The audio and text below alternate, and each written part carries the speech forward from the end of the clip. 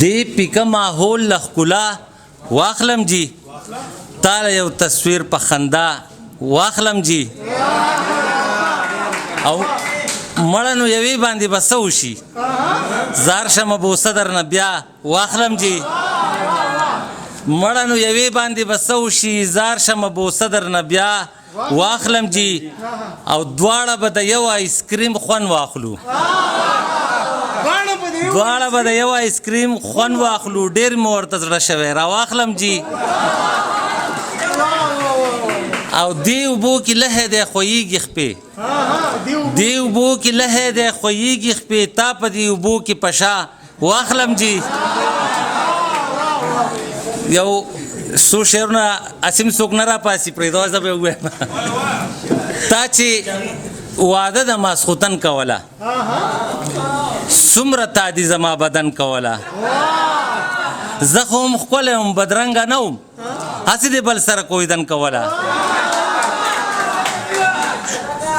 زه خو هم ښکلی وم بدرنګه نه وم هسې دې بل سره کویدن کوله او چې مې ازار د خولې نه خیجي پسې نو خامخا به یې پې بند کوله او دا د خپلو استادانو ته به یو شعر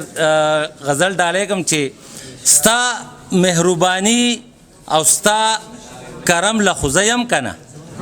ستا مهرباني او ستا کرم لخو زه یم که نه زخم ویر جړه فریاد ماتم لخو زه یم که نه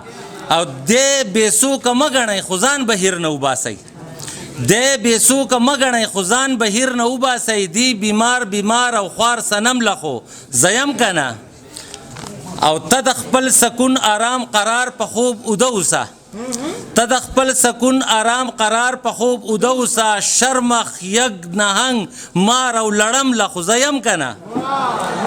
او خیر که دوی تا نه پوښتي ستا غم درد کې شریک نشي ستا سړي کې پر هر درد او مرهم لخو زه یم که نه او مه راځه ګلخانه باندې دې مست اوسه مه راځه ګلخانه باندې دې مست اوسه دی حجره جومات باړی او چم لخو زه یم که نه او بیا چرته اتر ته د ملا طبیب نوم وانخلې ستا تعویض او ساخت د نظر دم لخو زه یم که نه ډېر ښه اتر صاحب منظور ویل رب رخصت را کوه راته وینه په ګور کې وږي ناستي رنځور ویل رب رخصت را کوه راته وینه په ګور کې وږي ناستي او د خپل هوس تند د زر ماته کا ماته واړه په کور کې وږي ناستي سحر سپین مخې غواړم ماښام سپین مخې غواړم زه سبلا انسان یم په هر ګام سپین مخې غواړم او زه ډېر حسن پرست یم دې نه لوی دلیل به څه وي چې خپلې جنازې له هم امام سپین مخې غواړم